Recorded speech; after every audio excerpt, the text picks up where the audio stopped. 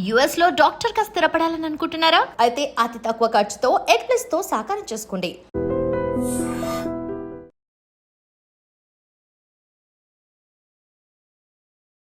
Welcome to iDream media. So cholesterol levels ఎక్కువగా ఉంటే heart attack వస్తుందని చెప్తూ ఉంటారు. అసలు ఏంటి లెవెల్స్ ఎంత ఉండాలి, కొలెస్ట్రాల్ అనేది ఎందుకు పెరుగుతుంది బాడీలో, మరి ఎట్లా తగ్గించుకోవాలి న్యాచురల్గా, వివరాలు తెలుసుకుందాం. ఈరోజు మనతో పాటు ఉన్నారు ప్రముఖ ఇంటర్వెన్షనల్ కార్డియాలజిస్ట్ డాక్టర్ కావ్య గారు from KIMS sunshine Begumpet.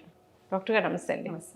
Doctor గారు, జనరల్గానే కొలెస్ట్రాల్ బాగా ఎక్కువైంది, హార్ట్ అటాక్ వచ్చింది అని చెప్తూ ఉంటారు. కొలెస్ట్రాల్ అనేది మన బాడీలో ఎందుకు ఎక్కువ అవుతుంది, ఎంత లెవెల్ వరకు ఉంటుంది ఎక్కువగా అంటాము, ఇది గుండె హార్ట్ అటాక్కి ఎలా దారితీస్తుంది? మీరు అన్నట్టు కొలెస్ట్రాల్ ఎక్కువ ఉండడం చాలా పెద్ద కారణం హార్ట్ అటాక్ రావడానికి.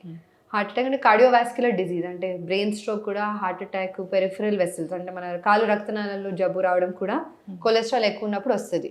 సో ఏమవుతుందంటే కొలెస్ట్రాల్ బిల్డప్ అయినప్పుడు అథెరోస్క్లెరోసిస్, ఆ పదం వినుంటారు.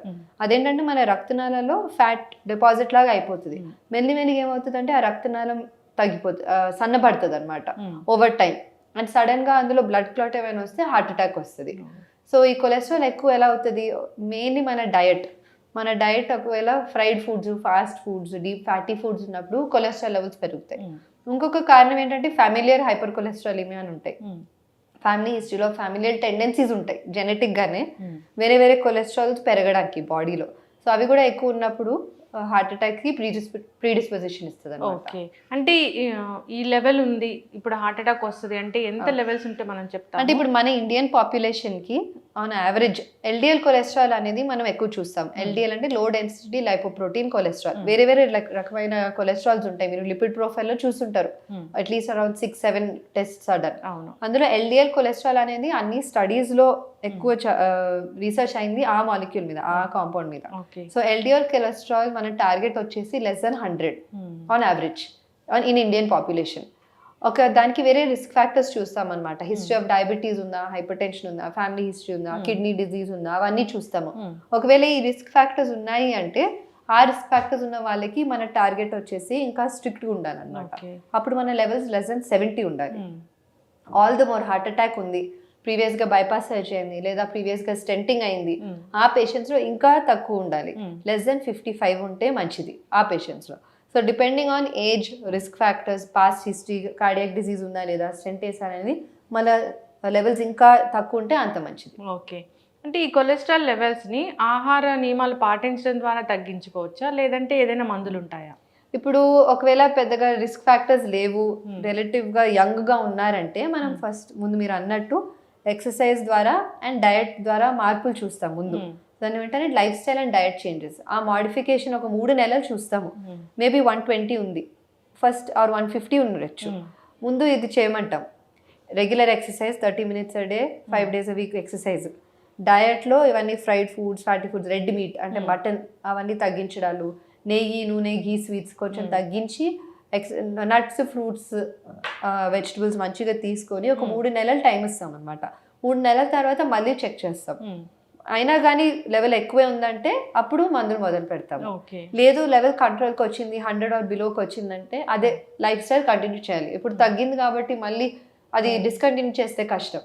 సో అప్పుడు అదే లైఫ్ స్టైల్ కంటిన్యూ చేస్తే వన్స్ ఇయర్ చెక్ చేసినా పర్వాలేదు. ఓకే, ఒకవేళ కంట్రోల్ అవ్వలేదంటే డెఫినెట్గా కొలెస్ట్రాల్ మెడికేషన్స్ ఉంటాయి, అది మొదలు పెట్టాలి. Yes ma'am. అయితే జనరల్గా ఇది విమెన్లో, మెన్లో ఎవరిలో ఎక్కువగా చూస్తాము? అంటే మోస్ట్లీ అంటే అలాంటిది ఏం డిమార్కేషన్ లేదు, కానీ రిస్క్ ఫ్యాక్టర్స్ ఉన్న వాళ్ళు మేల్ అయినా ఫీమేల్ అయినా. డయాబెటిక్ పేషెంట్స్లో ఎక్కువ ఉంటాయి. అండ్ డయాబెటిక్ పేషెంట్ ఇన్వేరియబుల్గా వాళ్ళు వాడాలి కొలెస్ట్రాల్ మందులు. ఎక్కువ ఉందా తక్కువ ఉందా అని చూడము, ప్రైమరీ ప్రివెన్షన్గా వాడాల్సిందే. సో షుగర్ ఉన్న పేషెంట్స్కి కొలెస్ట్రాల్ మందులు మొదలు పెట్టడమే మంచిది. అండ్ బీపీ లేదా స్మోకింగ్, ఫ్యామిలీ హిస్టరీ, ఒబేసిటీ, ఇలా ఉన్న వాళ్ళకి కొలెస్ట్రాల్స్ ఎక్కువ ఉంటాయి. సో వాళ్ళకి కొలెస్ట్రాల్ టెస్ట్ చేయించి అవసరం ఉంటే మందులు మొదలు పెట్టాలి. ఓకే, అయితే జనరల్గానే హార్ట్ అటాక్ అలాంటివి ఏం రాలేదు, కాకపోతే టెస్ట్ చేయించుకోవాలనుకుంటున్నారు కొలెస్ట్రాల్ ఉందా లేదా, అది రిస్క్ ఫ్యాక్టర్ కాబట్టి. సో అది ఎట్లా మ్యామ్, ఏం టెస్ట్ ఉంటుంది దీనికోసం? సరే అండి, లిపిడ్ ప్రొఫైల్ అనేది ఉంటుంది. ముందు గైడ్ లైన్స్లో ఫాస్టింగ్లో చేయించుకోవాలని గైడ్ లైన్స్ ఉండేవి, కానీ ఇప్పుడు గైడ్ లైన్స్ మారాయి. అది ఫాస్టింగ్ లేకపోయినా పర్వాలేదు. సో జస్ట్ ఒక బేస్ లైన్ లిపిడ్ ప్రొఫైల్, అంటే అందులో అన్ని కొలెస్ట్రాల్స్ వస్తాయి అనమాట, ట్రైగ్లిసరైడ్స్, ఎల్డిఎల్స్, హెచ్డిఎల్స్ అన్నీ వస్తాయి. సో ఆ లిపిడ్ ప్రొఫైల్ చేశాక ఒకవేళ బాగానే ఉందంటే పర్వాలేదు, but continue healthy diet and exercise. ఒకవేళ ఎక్కువ ఉందంటే నేను అన్నట్టు diet and life style modification అయ్యాక తగ్గలేదంటే మందులు వాడి వన్స్ ఇన్ 6 months అలా చెక్ చేయించుకోవడం మంచిది. ఓకే. అంటే జనరల్గా చూడగానే బాగా లావుగా ఉన్నారు, వీళ్ళకి కొలెస్ట్రాల్ ఉందని అట్లా చెప్పొచ్చు? లేదు, వాళ్ళు డెఫినెట్గా టెస్ట్ చేయాలి. లావుగా ఉన్నారు కానీ ఒకవేళ ఎక్సర్సైజ్ చేస్తున్నారు, ఫిట్గా ఉన్నారంటే కొలెస్ట్రాల్స్ నార్మల్ ఉండొచ్చు. కానీ మీరు అన్నట్టు ఒబీస్ ఉన్న పేషెంట్స్, లావు ఉన్న పేషెంట్స్కి కొలెస్ట్రాల్స్ ఎక్కువ ఉండే ఛాన్స్ చాలా ఎక్కువ ఉంటుంది. ఓకే. అంటే మ్యామ్ జనరల్గా చెప్తూ ఉంటారు ఆయిల్స్, రకరకాల ఆయిల్స్ మనం వాడుతూ ఉంటాం, రిఫైన్డ్ ఆయిల్స్, వాటి వల్ల కూడా ఈ కొలెస్ట్రాల్ పెరుగుతుంది అని. సో దానిలో నిజం ఎంత, మరి ఆయిల్స్ అంటే ఎలాంటివి వాడాలి? అంటే అవి చాలా ఐడియల్ సినారియోలో ఆలివ్ ఆయిల్ అవన్నిట్లో కొద్దిగా తక్కువ ఉండేది, కానీ అవన్నీ ప్రాక్టికల్ సొల్యూషన్స్ కాదు. చాలా ఎక్స్పెన్సివ్గా ఉంటాయి, అస్సలు నాట్ ప్రాక్టికల్, నాట్ రీజనబుల్. కాబట్టి మీరు ఏ ఆయిల్ వాడినా జస్ట్ మోడరేషన్లో వాడాలి. అంటే మరీ ఎక్కువ వేసుకోకుండా కొంచెం తగ్గించాలి. మనం మామూలుగా ఎలా వంట చేస్తున్నామో ఇంకొకవేళ కొలెస్ట్రాల్ ఎక్కువ ఉందంటే తగ్గించి వాడాలి. వేపుడులు తగ్గించాలి. మీరు ఎప్పుడైనా కూర చేస్తున్నా కానీ వేపుడు ఫామ్ కాకుండా జస్ట్ కర్రీ ఫామ్ ట్రై చేయాలి. లేదంటే మటన్ తగ్గించాలి నేను చెప్పినట్టు. నాన్ వెజ్లో ఫిష్ మంచిది, కొలెస్ట్రాల్స్ కోసం ఫిష్ మంచిది. అది కూడా వేపుడు కాకుండా జస్ట్ కర్రీ లాగా, లేదా చికెన్ అప్పుడప్పుడు తినచ్చు without fried. All deep fried items, అప్పడాలు, బజ్జీలు, సమోసాలు అవన్నీ తగ్గించాలి. అండ్ ఈ మధ్యన ఫాస్ట్ ఫుడ్ కల్చర్ చాలా ఎక్కువైంది మన in everywhere the whole world. So అది తగ్గించాలి. అంటే ఒక క్లిక్ ఆఫ్ ద బటన్లో French fries, burger any time of the day కూడా మనం అర్ధరాత్రి 12 o'clock కూడా మనం ఆర్డర్ చేసుకోవచ్చు. అవన్నీ కొద్దిగా కంట్రోల్ చేస్తే కొలెస్ట్రాల్స్ చాలా వరకు తగ్గుతాయి. ఎస్, ఖచ్చితంగా మ్యామ్, చాలా చక్కగా చెప్పారు. అయితే ఈ మధ్యకాలంలో పేషెంట్స్ ఈ ఇష్యూతోని, కొలెస్ట్రాల్ బాగా ఎక్కువైంది, హార్ట్ అటాక్ వచ్చింది అనే ఇష్యూతోని ఎంతమంది వస్తున్నారు? చాలా మంది వస్తారండి. అంటే వాళ్ళు సిగరెట్ తాగకుండా, బీపీ షుగర్ లేకపోయినా కొలెస్ట్రాల్స్ ఎక్కువ ఉంటాయి. కొలెస్ట్రాల్స్ ఎక్కువ ఉండి కూడా హార్ట్ అటాక్ తో వస్తారు. అండ్ అదే ఫ్యామిలీ హిస్టరీలో కొలెస్ట్రాల్ ఎక్కువ ఉన్నప్పుడు దే కమ్, యంగర్ ఏజ్ లో కూడా వస్తారు. ఓకే. అయితే వెజ్, నాన్ వెజ్ ఇలా చూసుకుంటే నాన్ వెజిటేరియన్స్లోనే ఇది రిస్క్ అనేది ఎక్కువగా ఉంటుందా? అంటే మటన్, రెడ్ మీట్, నేను అన్నట్టు రెడ్ మీట్ ఎక్కువ తినే వాళ్ళకి కొలెస్ట్రాల్స్ ఎక్కువ ఉంటాయి. సో మటన్ చాలా వరకు తగ్గించాలి. చికెన్ పర్వాలేదు, ఫిష్ మంచిది.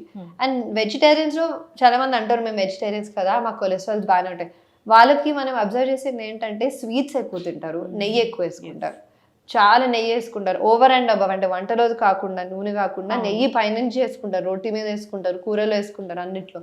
అండ్ ఘీ స్వీట్స్ మన ఇండియన్స్కి ఇప్పుడు ఫెస్టివల్ సీజన్ అది కూడా, సో ప్రతి వాళ్ళ ఇంటికి 10 డబ్బాలు వస్తుంటాయి స్వీట్స్ది. ఘీ స్వీట్స్ బాగా కంట్రోల్ చేయాలి. బికాస్ ద అమౌంట్ ఆఫ్ ఘీ, ఎంత నెయ్యి వాడతారు అందులో, సో అవన్నీ తగ్గిస్తేనే మన కొలెస్ట్రాల్స్ కంట్రోల్ వస్తాయి. ఎస్, ఖచ్చితంగా మ్యామ్. సో హార్ట్ పదిలంగా ఉండాలి, హెల్దీగా ఉండాలి అంటే సో ఏం చేయాలి? మార్నింగ్ నుంచి ఈవినింగ్ వరకు అసలు మన లైఫ్ స్టైల్ అనేది ఎట్లా ఉండాలి? అదండి, సో రోజుకి ఒక 30 నిమిషాలన్నా ఎక్సర్సైజ్ చేయాలి. ఆ ఎక్సర్సైజ్ ఏదైనా అవ్వచ్చు, jogging, swimming, cycling, walking, yoga ఏదైనా అవ్వచ్చు, కానీ 30 నిమిషాలు ఖచ్చితంగా అవ్వాలి. అది మీరు రెగ్యులర్ రూటీన్ కాకుండా డెడికేటెడ్గా ఒక అరగంట చేయాలి. అండ్ వారానికి ఒక 5 రోజులన్నా చేయాలి. అది కాకుండా ఇప్పుడు నేను చెప్పిన డయట్లో చేంజెస్ ఇవన్నీ పాటించాలి. నట్స్, ఫ్రూట్స్, వెజిటబుల్స్ అన్నీ తీసుకోవాలి ఎక్కువ. Fried foods, fatty foods, soft drinks, sugary content అవన్నీ కొంచెం తగ్గించాలి. అండ్ డ్రింక్స్ ఒకవేళ చాలా రోజు తాగుతున్నారంటే అది కంట్రోల్ చేయాలి. వారానికి 1 to 2 times పర్వాలేదు, ఐడియల్గా అది కూడా తగ్గిస్తే మంచిది, కానీ వారానికి 1 to 2 times పర్వాలేదు. అండ్ సిగరెట్ స్మోకింగ్ చాలా వరకు కట్ డౌన్ అవ్వాలి, 0 అవ్వాలి cigarette smoking. And sound sleep. Yes, ఖచ్చితంగా మ్యామ్. స్లీప్ అసలు ఎవరికి లేదు, సో నిద్రపోవట్లేదు ఎవరు కూడాను. స్క్రీన్ టైం కూడా ఎక్కువ ఉంది. మీలాంటి డాక్టర్స్ అందరూ చెప్తూనే ఉంటారు జాగ్రత్తలు. స్ట్రెస్ కూడా చాలా స్ట్రెస్ పెరిగిపోయింది. సో ఎక్కువగా ఈ మధ్యకాలంలో చూస్తూ ఉన్నాం ఏంటంటే యంగ్ ఏజ్లో హార్ట్ అటాక్ వచ్చింది, అది తీసుకెళ్లే లోపే చనిపోయారు అని. సో ఇలాంటివి చూస్తూ ఉన్నాం, రిపీట్ అవ్వకుండా చూసుకోవాలని కోరుకున్నాం. సో డాక్టర్స్ అందరూ మంచి మంచి మెసేజ్లు ఇస్తూ ఉంటారు, ఇలాంటి మాధ్యమాల ద్వారా చెప్తూ ఉంటారు. అవేర్నెస్ అనేది వచ్చింది కానీ ఎక్కడెక్కడో మిస్టేక్ అనేది జరుగుతుంది. అదే మీరు అన్నట్టు అవేర్నెస్ చాలా వరకు పెరిగిందండి, ఎస్పెషలీ యంగర్ జనరేషన్లో కూడా. వాళ్ళు అందరూ కొంచెం ఫిట్నెస్ అండ్ ఎక్సర్సైజింగ్, ఒబేసిటీ తగ్గించడం అవన్నిటి మీద కొంచెం ధ్యాస పెడుతున్నారు ఈ మధ్యన. బట్ ఇంకా చాలా వరకు చేయాలి. మీరు అన్నట్టు మిస్ అవుతున్నాయి. కొందరు ఏమనుకుంటారంటే ఇది కార్డియాక్ పెయిన్ కాదు, ఇది గ్యాస్ట్రిక్ పెయిన్ అయి ఉంటుంది అని వదిలేస్తారు.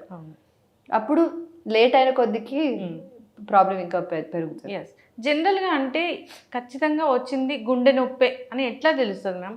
గ్యాస్ నొప్పి కూడా సేమ్ అట్లాగే ఉంటుంది. ఒక రకంగా ఉంటాయి, కానీ గుండె నొప్పి అంటే బరువు లేదా పిండేసినట్టు, నడిచినప్పుడు పెరగడము, కూర్చుంటే తగ్గడము, చెమటలు రావడం, ఆయాసం రావడం, ఇవన్నీ గుండె నొప్పిలా ఫీచర్స్ అనమాట. And time of the day జనరల్గా ఎర్లీ మార్నింగ్ 3 to 4 మధ్యలో ఎక్కువ ఉంటాయి హార్ట్ అటాక్స్. గ్యాస్ట్రిక్ పెయిన్ కూర్చున్నప్పుడు కూడా వస్తుంది, నడిచినప్పుడు ఎక్కువ అవ్వదు, మంటలాగా అనిపిస్తుంది, కింద నుంచి పైన వరకు మంటలాగా అంటారు, అండ్ స్వెట్టింగ్ అవన్నీ ఉండవు ఎక్కువ. సో అది గ్యాస్ట్రిక్ పెయిన్. కొన్నిసార్లు కార్డియాక్ పెయిన్ కూడా మంటలానే అనిపించవచ్చు. సో గ్యాస్ట్రిక్ పెయిన్ అనుకొని హాస్పిటల్కి వెళ్ళి ఈసీజీ తీయించుకోవడం మంచిది. కార్డియాక్ పెయిన్, ఒకవేళ కార్డియాక్ పెయిన్ వదిలేస్తే అది కష్టం. గ్యాస్ట్రిక్ పెయిన్ కార్డియాక్ పెయిన్ అనుకొని వెళ్ళడం హాస్పిటల్కి పర్వాలేదు. Okay, cardiac pain gastric pain అని వదిలేయడం కష్టం. అయితే డాక్టర్ గారు ఈసీజీ తీశారు, హాస్పిటల్ వరకు వెళ్ళాము, ఈసీజీ తీశారు, నార్మల్గా ఉంది అని అంటే గుండె నొప్పి లేనట్లేనా మరి? అంటే చాలా మందికి అండి ఈసీజీ 2D ఎకో కూడా నార్మల్ ఉండొచ్చు, కొందరికి ట్రెడ్మిల్ టెస్ట్ కూడా నెగిటివ్ ఉండొచ్చు. ఇది రేర్ సబ్సెట్, కానీ వాళ్ళకి హార్ట్ అటాక్ ఉండొచ్చు. సో వాళ్ళు అలాంటి పేషెంట్స్ యాంజియోగ్రామ్లోనే బయటపడుతుంది. ఈ మధ్యనే చాలా మంది సిటీ కాల్షియం స్కోర్ చేయించుకుంటున్నారు, CT coronary angiogram or just CT calcium score, coronary calcium score. అదొక అంటే ఇట్స్ గుడ్ స్క్రీనింగ్ టూల్ లాగా అది మంచిగా పనిచేస్తుంది. ఒకవేళ నార్మల్ ఉందంటే సిటీ కొరోనరీ యాంజియోగ్రామ్ వదిలేసుకోవచ్చు, ఒకవేళ అందులో డౌట్ ఉందంటే నెక్స్ట్ యాంజియోగ్రామ్ చేసి కన్ఫర్మ్ చేసుకోవచ్చు. ఓకే, సిటీ కొరోనరీ యాంజియో ఇది ఎవరికి చేస్తారు అసలు జనరల్గా? అంటే వస్తుందని భయం ఉన్న వాళ్ళు ఎవరైనా చేయించుకోవచ్చు, కానీ ఇప్పుడు ప్రీ టెస్ట్ ప్రాబబిలిటీ అని ఒక పదం ఉంటుంది. అదేంటంటే యంగ్ ఇండివిజువల్ యాక్టివ్గా ఉన్నారు, రోజు 1-2 కిలోమీటర్స్ నడుస్తున్నారు ఇబ్బంది లేకుండా అంటే వాళ్ళలో చేయడంలో అర్థం లేదు. బట్ ఒకవేళ డయాబెటిక్ పేషెంట్ ఉన్నారు, కొద్దిగా హెఫ్టీగా ఉన్నారు, యాక్టివ్ లైఫ్ స్టైల్ లేదంటే అండ్ కొద్దిగా ఎటిపికల్ పెయిన్ ఆర్ ఏదో ఒక పెయిన్ ఉంది, వాళ్ళలో చేయడంలో అర్థం ఉంది. అంటే ఏదైనా ఇంకా అంత దూరం వెళ్ళకుండా జనరల్గా ఏదైనా ఒక బ్లడ్ టెస్ట్ ఉంది, హార్ట్ ఇష్యూ ఉందో లేదో తెలుస్తుంది అంటే ఏమైనా ఉంటుందా? బ్లడ్ టెస్ట్ కాదండి, కానీ ECG 2D echo treadmill test మా చాలా వరకు ట్రెడ్మిల్ టెస్ట్లోనే బయటపడతాయి.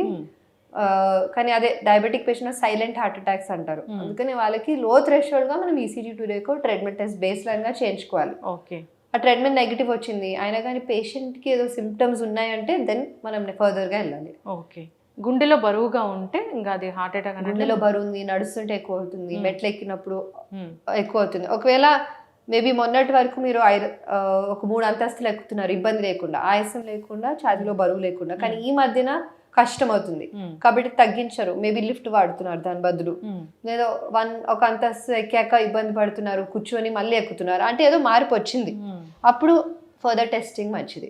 చాలా మంది వాళ్ళ లైఫ్ స్టైల్ ని అడ్జస్ట్ చేసేసుకుంటారు ఇబ్బంది రాకుండా ఉండడానికి, కానీ అది కూడా సిగ్నిఫికెంటే కదా. మొన్నటి వరకు ఇంత పని చేయగలిగారు కానీ ఇప్పుడు అది తగ్గింది. సో అది ఎందుకు అయింది అనేది చూడాలి. అంటే ఎవరికైనా హార్ట్ అటాక్ వచ్చింది అంటే ఆ స్టెంట్లు వేయడం ఒక్కటే వైద్యమా?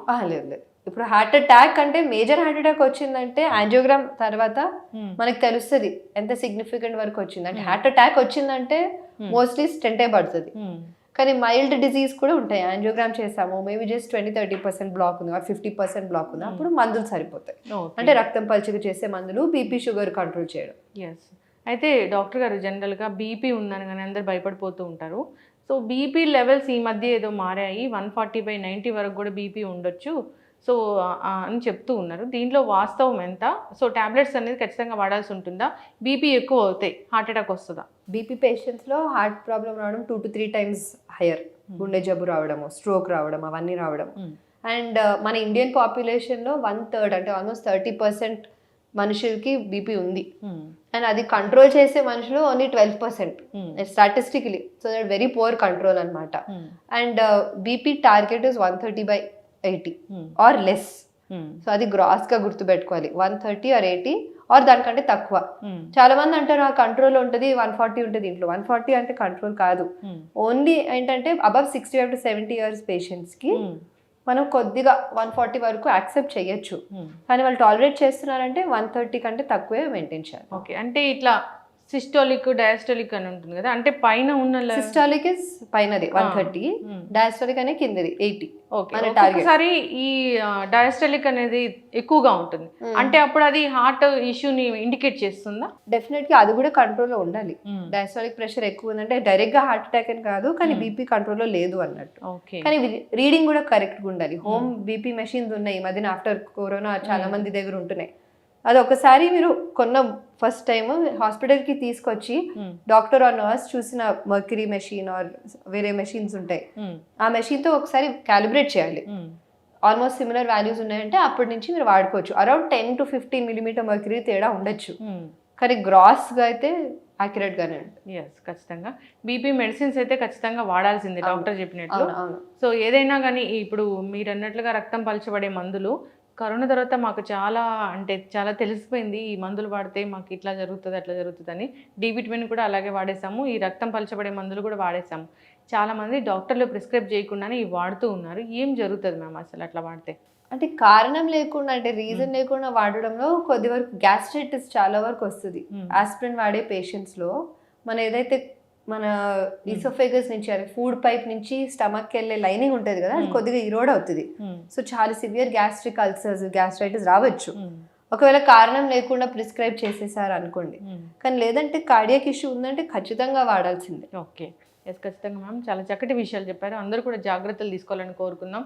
మీరు అన్నట్లుగా ఇది గ్యాస్ నొప్పి అని చాలామంది ఆగిపోతూ ఉంటారు. దానివల్ల జరగాల్సిన డ్యామేజ్ హాస్పిటల్ వెళ్ళేంత వరకు జరిగిపోతూ ఉంటుంది. సో ఏ నొప్పి అయినా ఒకసారి డాక్టర్ దగ్గరికి వెళ్తే వాళ్ళు చెప్తారు అసలు గ్యాస్ నొప్పి గుండె నొప్పి అనేది. జాగ్రత్తలు తీసుకోవాలని కోరుకుందాం, ఆహార నియమాలు పాటించాలని కోరుకుందాం. ముందు లైఫ్ స్టైల్ అయితే ఖచ్చితంగా చేంజ్ చేసుకోవాలి. చక్కటి ఇన్ఫర్మేషన్ మ్యామ్, ధన్యవాదాలు. నమస్తే, థ్యాంక్ యూ.